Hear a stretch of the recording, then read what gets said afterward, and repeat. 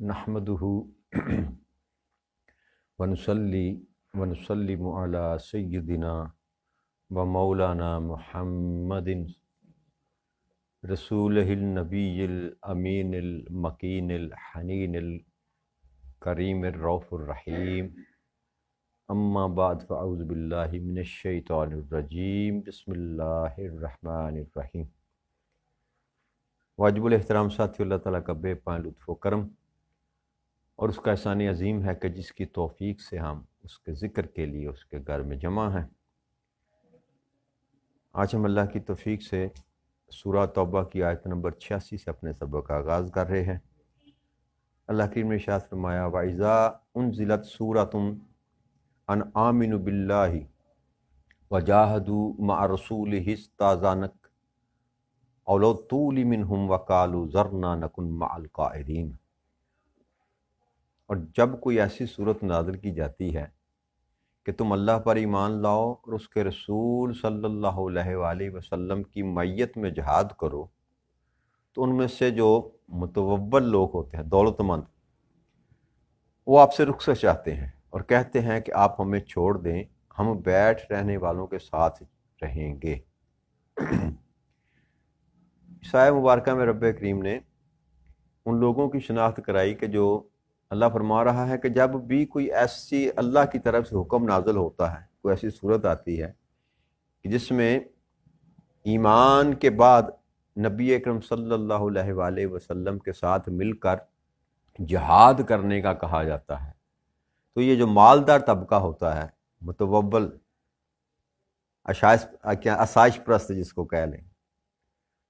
तो वो कहते हैं कि हमें आप रुख्सत दे दीजिए, हमें रहने दीजिए, हम पीछे रहने वालों में ही रहेंगे। तो अल्लाह फरमाता है, रज़ू बअन यकूनु मअल ख़वालिफ़ि व तुबअ अला क़ुलूबिहिम फ़हुम ला यफ़क़ून। उन्होंने ये पसंद किया कि वो पीछे रह जाने वाली औरतों, बच्चों और मज़दूरों के साथ हो जाएं और उनके दिलों पर मुहर लगा देगी, सो वो कुछ नहीं समझते। तो अल्लाह करीम ने ये सूरत ज़ाहिर की कि जो लोग ज़्यादा मालदार होते हैं, या दूसरी तरह अगर इसको बयान किया जाए कि जो दुनिया परस्त होते हैं, जिनका दिल दुनिया में लग जाता है, और माल की तरफ ज़्यादा रगबत भी उसी तरह बंदे की होती है जो दुनिया से मोहब्बत करने वाला। तो माल की मोहब्बत, दुनिया की मोहब्बत एक ही चीज़ है कि जो हर सूरत में माल कमाना चाहता है, मालदार बनना चाहता है, तो वो आसाइश तलब हो जाता है, आराम तलब हो जाता है। और जिहाद जो है अल्लाह के रास्ते में करना, वो तो अपनी जान को अल्लाह की राह में पेश करने वाली बात। माल को तो छोड़ें, अपनी जान। तो जो बंदा माल खर्च नहीं करता, वो जान कैसे दे सकता है अल्लाह के रास्ते? तो अल्लाह ने ये फरमाया कि ये जो मालदार तबका होता है, ये हमेशा अल्लाह के रास्ते में जिहाद करने से कतराते हैं। जब भी वक़्त आता है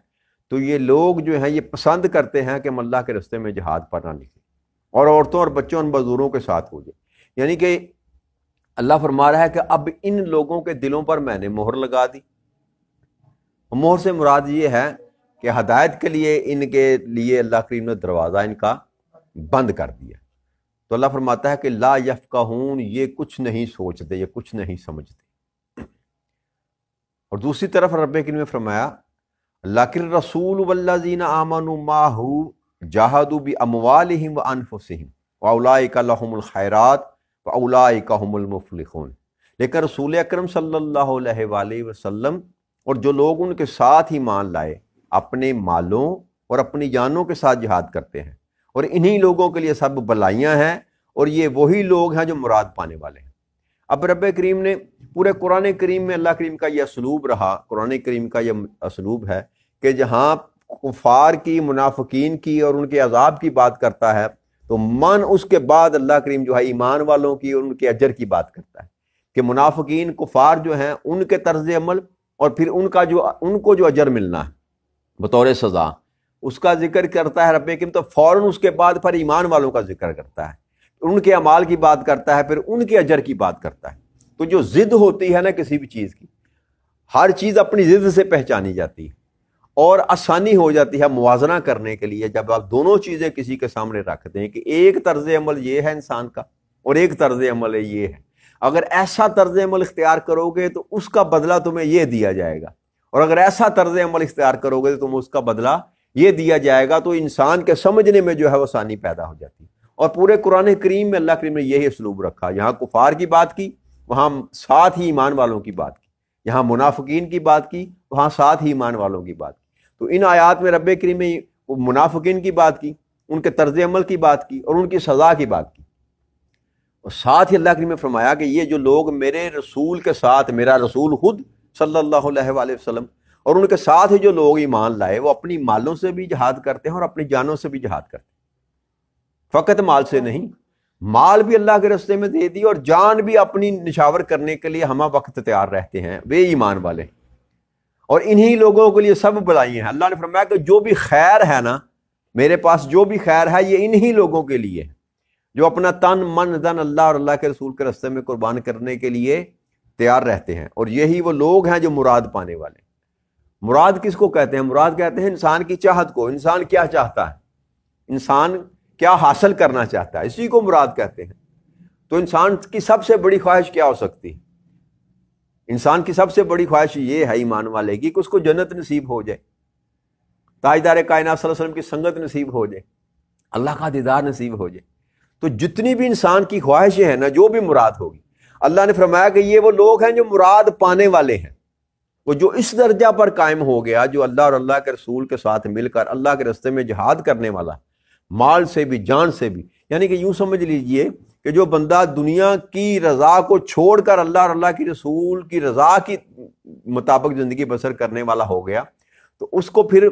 ہر وہ مراد جو اپنی چاہے گا، اللہ کریم کہتا ہے اس کو میں عطا کر دوں، جو بھی مراد اس کے سینے میں ہوگی، جو بھی اس کی خواہش ہوگی۔ تو یہ سودا ہے جو رب کریم بتا رہا کہ جو دنیا میں اللہ اور اللہ کے رسول کے لیے اپنا مال خرچ کرتے ہیں، اپنی جان تک دینے کے لیے تیار ہو جاتے ہیں، ان کو جب میرے پاس آئیں گے تو ایک تو سارا خیر ہی ان کے لیے میں نے رکھا ہوا ہے، اور پھر جو بھی وہ دل میں مراد لے کر آئیں گے ان کی مراد کو پورا کیا جائے گا۔ یہ انعام ہے ان لوگوں کا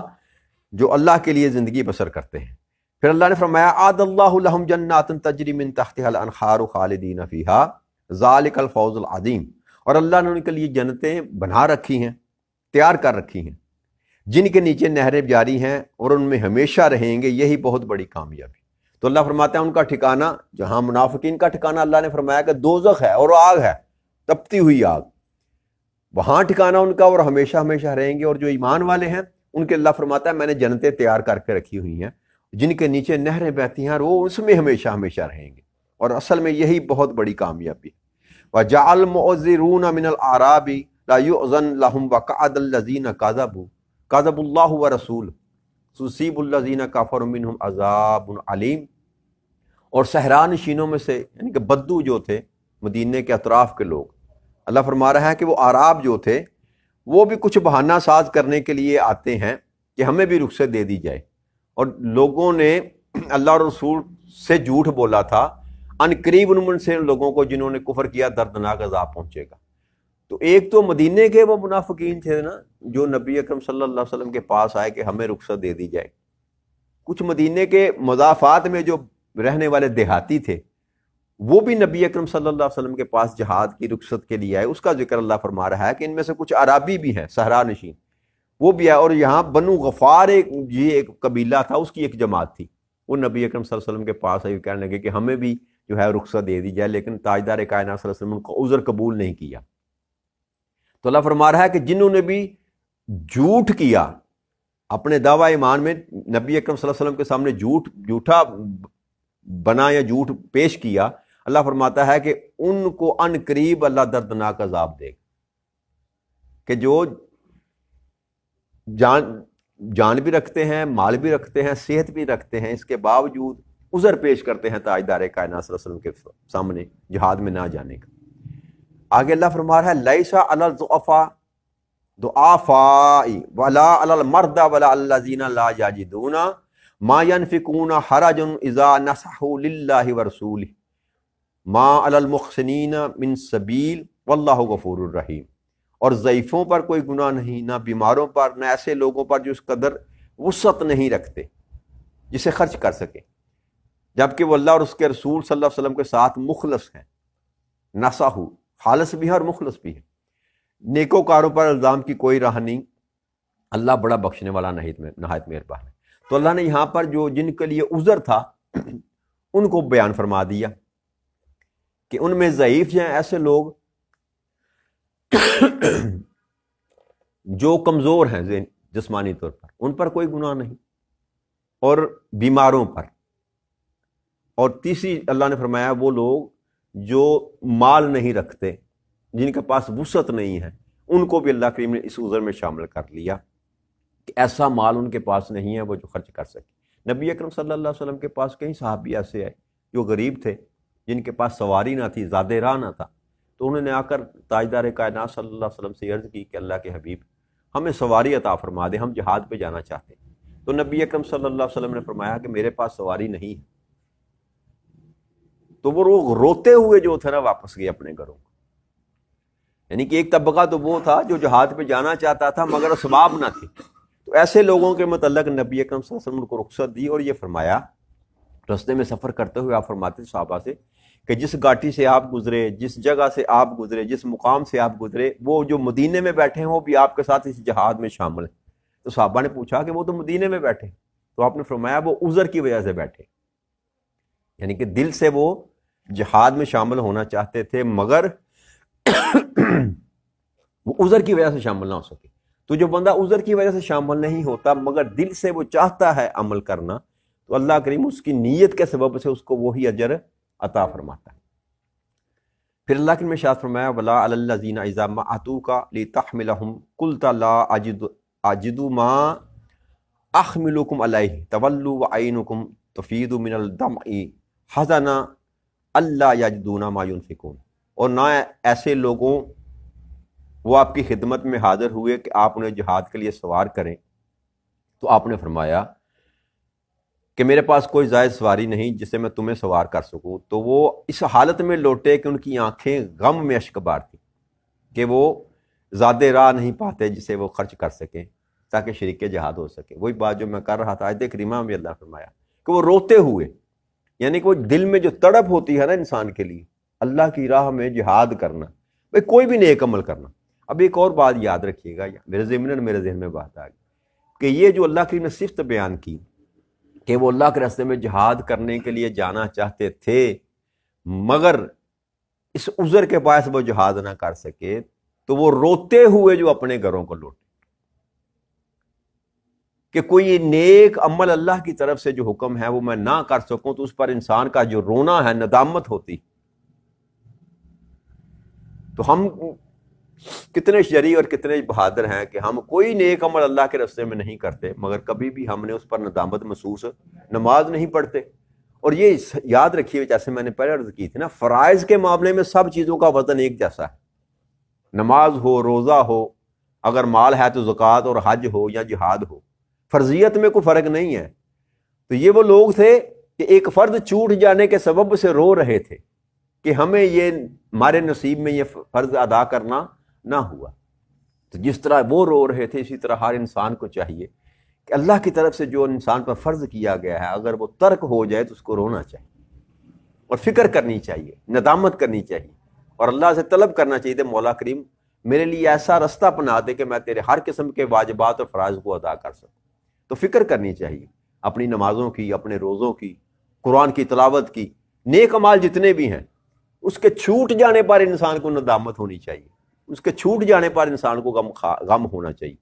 ظاہری دنیا کے مال و ثباب لٹ جانے سے، اولاد کے چلے جانے سے، تکلیف آ جانے سے فقط انسان کو تکلیف نہیں پہنچنی چاہیے، نیک اعمال اور صالح اعمال کے چھوٹ جانے پر انسان کو تکلیف ہونی چاہیے۔ یہ ایمان والے کی نشانی۔ پھر اللہ کے نے ارشاد فرمایا انما السبیل علی الذین یستعذونک وهم اغنیاء رضوا بان یکونوا مع الخوالف وطبع اللہ علی قلوبہم فهم لا یعلمون۔ راہ تو فقط ان لوگوں پر ہے جو آپ سے رخصت طلب کرتے ہیں حالانکہ وہ مالدار ہیں، اور اس بات سے خوش ہیں کہ وہ پیچھے رہ جانے والی عورتوں اور مزدوروں کے ساتھ رہیں۔ اللہ نے ان کے دلوں پر مہر لگا دی سو وہ جانتے ہی نہیں۔ اب دوبارہ رب کریم نے وہی بات بیان کی کہ ایسے لوگوں پر الزام نہیں لگایا جا سکتا جو جانا تو چاہتے ہیں مگر ان کے پاس اسباب نہیں، یعنی کہ جو غریب ہے، جو مسکین ہے جس کے پاس خرچ کرنے کے لیے نہیں ہے، اس پر تو تہمت نہیں لگائی جا سکتی کہ اللہ کے راستے میں خرچ نہیں کرتا، مالدار پر یہ الزام لگایا جائے گا۔ اللہ فرماتا ہے کہ ایسے لوگوں پر نہیں الزام جو رخصت مانگ رہے ہیں، جن کو رخصت دی گئی یا رخصت طلب کرتے ہیں کسی عذر کے باعث، رخصت جو طلب کرتے ہیں مگر مالدار ہیں، صحت بھی ہے، تندرستی بھی ہے، مال بھی پاس ہے، پھر رخصت مانگتے ہیں، اللہ فرماتا ہے ایسے لوگوں پر جو ہے الزام جو ہے بنتا ہے۔ ایسے لوگوں کی بات جو پیچھے رہ جانے والی عورتوں کی طرح مزدور رہنا چاہتے ہیں، تو اللہ فرماتا ہے ان اس روش کے سبب سے کہ وہ ساری سہولتیں ہونے کے باوجود جسمانی طور پر بھی فٹ ہیں، مالدار بھی ہیں، کوئی عذر نہیں، مگر پھر بھی اللہ کے راستے میں جہاد کرنے کے لیے نہیں نکلتے، اللہ فرماتا ہے ان کے اس امر کے باعث اللہ نے ان کے دلوں پر مہر لگا دی۔ اب وہ قیامت تک کے لیے جو ہے وہ کبھی ہدایت کی طرف نہیں آ سکتے، سو وہ اس بات کو جانتے نہیں ہیں۔ یہیں آج کو بات ختم کرتا ہوں، آج ہمارا 10واں پارہ یہاں پر ختم ہو رہا ہے، تو انشاءاللہ اللہ نے چاہا تو کل سے ہم 11ویں پارے کا آغاز کریں گے۔ وما علینا الا البلاغ المبین۔ السلام علیکم ورحمۃ اللہ۔